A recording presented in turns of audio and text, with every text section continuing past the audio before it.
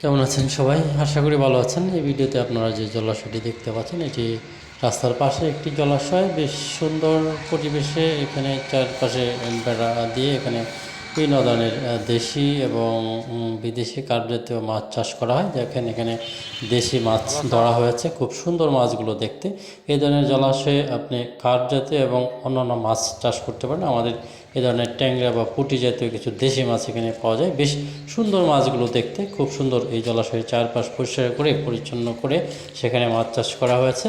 এবং এই জলাশয়ের পাশে আপনি দেখতে পারবেন যে কিছু ধান রয়েছে, ধান গাছে বেড়া দিয়ে, জাল দিয়ে বেড়া দিয়ে তার আশেপাশে বেশ উন্নত ধরনের বিভিন্ন হাঁস পালন করা হচ্ছে।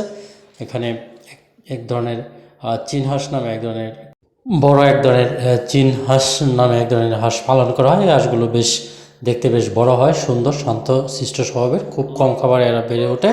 এরা বেশ ডিম দেয়, এদের মাংস বেশ সুস্বাদু এবং এরা প্রচুর মাংস দেয়। এদের পালনে আপনি খুব লাভবান হতে পারেন। তাই চলুন এই ধরনের হাঁস পালন করি। সবাইকে ধন্যবাদ।